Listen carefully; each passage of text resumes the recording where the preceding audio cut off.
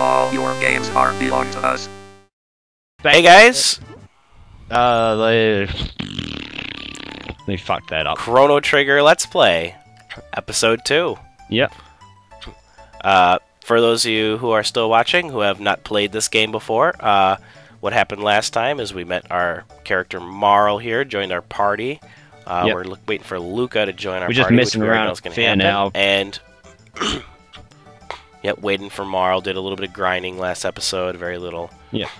This is quite a simple this is kind of where little, Marl kind of gets there. way you can get silver points. This is usually what I do. I use a turbo controller and just mash it. I always... Yeah, I didn't have a turbo setting on this, and I was too lazy to set it, so I was like balls to it. I'm playing this whole game on an Xbox controller, actually, because I'm using the USB feature. Yeah. Which is one thing I like about that, is the fact that I can just use a USB controller, plug it right in, good to go. Yep. Yep. Or if you're now these two armor sets at the fair. These two armor sets at the fair, a little bit of a tip for new players who have never played this game. I never buy the armor sets at the fair because you get new armors to replace them so quickly that there's no point in even doing that. Yeah. However, I always recommend buying some revives, some shelters, and tonics here because you're really gonna need them. Yeah. Don't bother buying equipment. Spend your money on like items and stuff like that. Yeah, right. Especially this early in the game. This early in the game, you're going to want healing items. So now Luca's device is all set up. Yeah. So it's a good practice too, whenever you you go and buy stuff to buy, like, say, 10 tonics or 20 tonics at a time. Even if you didn't use them all up, buy them anyways. That way, you get a big stock. Okay, this part of the game, little bit of a spoiler hint. This part of the game actually does affect you later on if you waited for her. Yeah. Or if you decide you want to run ahead. Yeah, if you drag her away, then something happens later. She'll yell at you, and then you have to... Yeah. So, Luca has pretty much essentially built a warp machine to serve her teleportation, which, you know, obviously something amazing and fascinating. Everyone's just kind of like, oh my god. Yeah. And she wants to volunteer, so... Of course you're going to do it, because, you know... Yeah, because you're the main character, why not? That'll you just want her in her pants. Yeah, either way, she doesn't look very pants-worthy, though, so... No. But Chrono doesn't exactly seem like he's getting a lot. So, you go in the telepod, and it teleports to the other side there. Yeah. No big deal. But, another good point, another good time to mention that these graphics are, like we said before, some of these effects were actually really stunning at the time, the way they were able to accomplish them. So now... You go and talk to Marl, and Marl wants to go give it a try. Yeah. You know, for whatever, God knows whatever fucking reason. She's just this is where pretty much, you know, she's curious, and this is pretty much where our main story is going to pick up here. Yeah. It's insinuated that Marl is incredibly attractive. It is insinuated because some creepy old man is like, oh, the vision of loveliness is before us. Which, you know, that's Luca's dad. Because she's only about 30 pixels tall. We can't really, you know, determine that. Yeah. So, I really love the creepy music in Chrono Trigger. Like, they use this creepy soundtrack here to just kind of, like, give the feeling of ominousness, and it's just really great, well done. That's the Another great really thing about great, this game. stunning Is track from all the Chrono Trigger. soundtrack. It fits so well. Everywhere you go, the soundtrack is in place. It doesn't feel like, oh, they've just thrown a song which they happen to like in place. No, they wrote all the music perfectly all around where everything is, and it little bit of a hint here. There is a song later on in this game that is actually a reference to a real song. It is actually a real song done in a 16-bit version. That is a very popular song now, and when we get to it, I'll point it out, and you're probably not going to like me when I point it out because it'll ruin it for you for the rest of your life. But when we get there, you're going to love it, though. So, now, basically what's happened is Marl has been teleported, and it's obviously had something to do with the pendant. The pendant stayed behind, but she didn't. Yeah. So, you pick up the pendant, and... Clearly, the pendant has something to do with the teleporter, which sent her through this big portal that obviously just appeared there, and now your character wants to go through it. Yeah. And then so Luca's just pretty much just trying to explain. Yeah. this is the beginning of your journey now. So this is where the game is actually starting. Every game needs a great exposition. I feel this is a very well done exposition for starting a game here, because it took you from a very light, innocent setting, and it dragged you into this adventure with a very odd precursor here, and it's just done in a way that just kind of makes you feel like it was really fluent. Like, just because of how odd the scenario was, you felt like this journey was necessary. Like, it's not like in other RPGs like Pokemon, where it's like you go to the professor and you go, "Okay, Mom, I'm going on a journey." This game, you don't even stop and tell your mom that you're going anywhere. You just go. Yeah. Because it's just completely out of the blue. All of the stuff is just like, you're like, well, what the fuck? And you're just gonna get everything that happens in Chrono Trigger seems to be very spur of the moment. You just kind of, okay. Now, keep in mind at this point, the whole part with the woods there that I went through, you didn't really have to go through that, and you never had to go to the fight with Gato. So, in the developer's mind, this could potentially be the first battle that you actually have in the game. Yeah, this is technically the realistically other tutorial battle here. Yeah, so this could be your first battle in the game if you decide to skip those two parts and you didn't want to do a lot of grinding. Yeah. So very simple though. We have very simple enemies. Like I said, once again, Blue Imp, very uncreative naming for them at this point. But we're just kind of taking the piss on that. They're just boring people. But so now we're starting to get to the point where the maps are starting to resemble more of what they're going to do through the rest of the game. More of like different stray paths and such.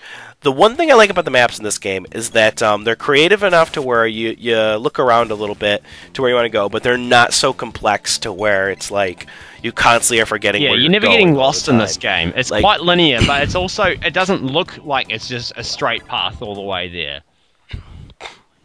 Yeah, it's not that linear. It's not uncomfortably linear. It's unlinear enough to where you can feel like you're allowed to do whatever you want, and you can just kind of roll with it. You don't really have to ever think about it. Yeah. So this is where I'm equipping I'm checking to see if I want to equip the Power Glove, and this is the first time you probably see me open up the options menu in this game. Yeah. But the options menu in this game is very good. It's like really easy to work out. That and this is the first time I show some of the special moves, which they actually animate the special moves, which I'm really glad. I like that. They actually make different animations for all the special moves. It's great. Also, another interesting thing is that when you get different weapons, they actually change the weapons your characters are holding. Yeah. This is one of the first games I remember that happening. Like, everything starts getting more and more epic as you go along. Like, all the weapons, all the special moves, they start getting more and more epic to look at. This is one of my favorite soundtracks in the whole game right here. The soundtrack is called The Memories of the Green. And they use it for the entire this entire map in this game, in this part of the game. So I really like it. It's just one of my favorite tracks. Yeah, it's a really it's just got that nice melody.